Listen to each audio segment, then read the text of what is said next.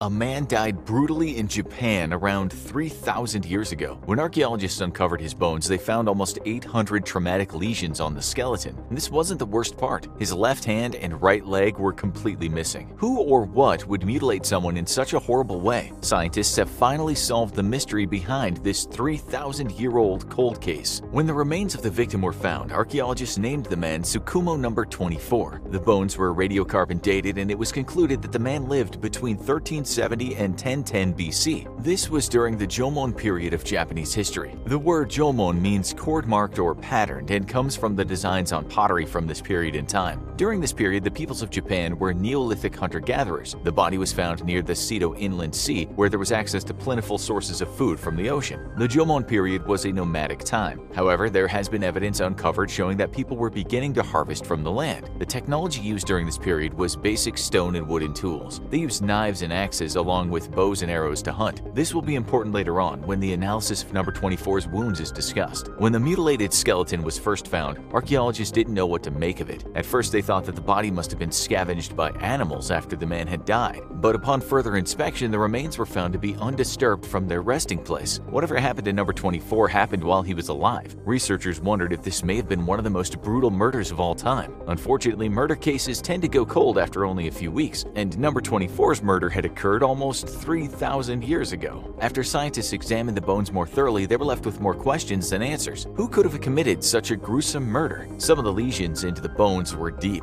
and they couldn't explain why number 24 was missing his arm and leg. Was this an act of vengeance? Or maybe there was a vicious creature that had hunted down number 24 and fed on him before his body was recovered by his people. Scientists from Oxford University and Kyoto University have finally uncovered the answer to who it was that killed number 24, and how they figured it out is crazy. One of the first theories of what happened was that number 24 had been brutally murdered by another human. Like at all times in human history, there was conflict. People in Japan were competing for resources, and there would have been rival settlements around the Seto Inland Sea. This doesn't mean that the different settlements were constantly at war, but it was inevitable that conflict would arise from time to time. As scientists examined the skeleton further, it seemed unlikely that 790 deep serrated lacerations would come from human-on-human violence. If an enemy stabbed number 24 790 times, it would show real hatred. This wouldn't have occurred during a battle because by the time the assailant was finished inflicting that many wounds, the battle would have long been over. Along the same lines, if this was a crime of passion, it still seemed unreasonable that someone or even a group of people would stab a victim 790 times. It also seems unlikely that this was an assassination attempt, because although number 24 was given a burial, it was not a very lavish one. There were no artifacts associated with the burial, meaning that number 24 was probably not wealthy or overly important. An assassination of this magnitude on a common person seems highly unlikely. The wounds in the bones themselves were also not consistent with the tools and weapons of the time period, so human conflict could be completely ruled out. And even if it was a human, why would someone take number 24's left hand and right leg? It just didn't make sense. All evidence pointed to something else killing the man. So, the scientists ruled out homicide. This meant that the killer must have been an animal, but what type of creature could cause 790 serrated gashes into the bones of a fully grown adult human? Number 24's body, along with other bodies found from this period, were found in a community burial ground called the Tsukumo Shell Mound Cemetery Site. It's important to note that the shell mound part of the name literally refers to a mound of shells, along with other refuse that was used to bury the bodies. The shells themselves held another clue as to what happened to number 24. As scientists continued to study the bones of number 24, they began to run into some problems. The traditional ways of recording and cataloging the bones and the damage to them was done on paper in a two-dimensional space. However, number 24's wounds were so numerous that this posed a problem for visualizing the remains. The researchers on the project needed better technology and more holistic ways of looking at the remains, so they decided to use the relatively new technique of 3D scanning. By scanning each individual bone and then uploading the data to a computer, they can reconstruct the skeleton and more quickly identify the location and size of each puncture in number 24's bones. When they did this, a new picture arose. The scientists were getting closer to discovering what was really responsible for the brutal killing of number 24. When researchers looked at the skeleton as a whole, they could see that the injuries were mostly concentrated on the arms, legs, and the front of the body along the chest and the abdomen. Also, the lesions were created by something that had serrated edges. They used this information to rule out common land predators in the region that might have attacked number 24, but here's where things got really interesting. By the distribution of the perforations on the skeleton and all the evidence gathered from the burial, the scientists finally came to a realization. They knew who the murderer was. All the clues pointed to an apex predator, something that was to be feared and respected. It should come as no surprise that people along the Seto Inland Sea spent a lot of time in the ocean fishing and gathering resources. In fact, the diet of the people in the region almost certainly consisted mainly of fish and other seafood. Since scientists ruled out terrestrial animals and scavengers from being the attackers that killed number 24, could it have been a predator from the sea?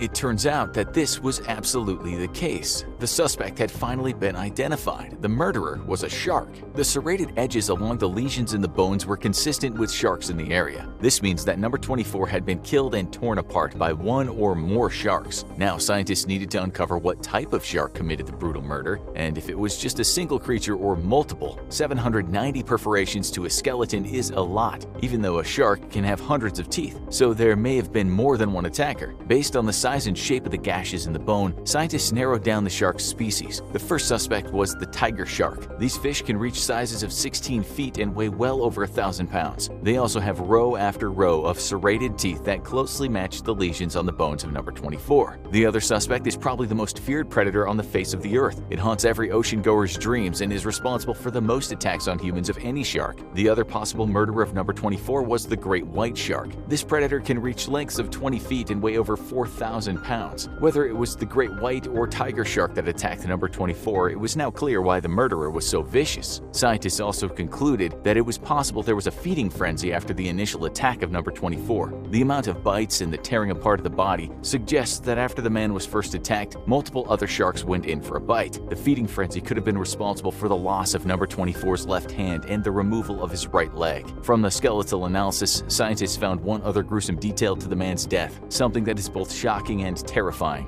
All 790 wounds inflicted on number 24 happened perimortem. This means they happened while number 24 was still alive. Obviously, it was the shark attack that killed the man, but the fact that all of the injuries happened before he died is a scary one. This suggests that the man was swimming in the water when he was attacked, and then other members of the fishing expedition had to pull him out soon after or while the shark was feeding on him. It's not out of the realm of possibility that number 24 was still alive when he was pulled away from the shark. He was probably in a state of shock as blood flowed from the 790 puncture wounds and the stumps where his left hand and right leg used to be. It's a gruesome explanation, but it's the one that all the evidence scientists uncovered points to. The reason that the researchers believe the bites all happened while the man was still alive is that there are no signs of healing or injury to living bone. This means that the man had died before his body could repair the wounds, or they could degrade further. Therefore, the attack occurred and death soon followed. The scientists took the analysis a step further and hypothesized that number 24 was attacked from underneath while he was at the surface. He was probably bitten in the legs first, and then as he tried to defend himself using his left hand, the shark got hold of it and tore his hand off. After the initial attack and the loss of his hand, number 24 most likely passed out from his wounds. Somehow, other people in the water with him were able to pull number 24 away from the shark, but the fact that the left hand and right leg went missing from the burial suggests that the shark swam away with it in his belly. It's the way that number 24's body was buried that allowed scientists to uncover so much information 3,000 years after the man was brutally murdered by the shark. The calcium carbonate in the shells of the burial preserved the bones incredibly well. It protected them from decomposition that would have made the analysis of the remains by scientists at Oxford University and Kyoto University impossible. But thanks to modern technology and the dedication of the scientists who analyzed the remains, this 3,000-year-old murder mystery has finally been solved. The murderer was a shark, either a tiger or great white. Number 24 was alive when the shark attacked him. He lost his left hand and right leg, probably while trying to fight off the shark, and somehow his people were able to recover his body before the creature or creatures tore it completely apart and consumed him. This is the first ever recorded case of a shark attack on a human. Now check out the most shocking unsolved murders in the world, or watch Do These Things to Survive a Shark Attack.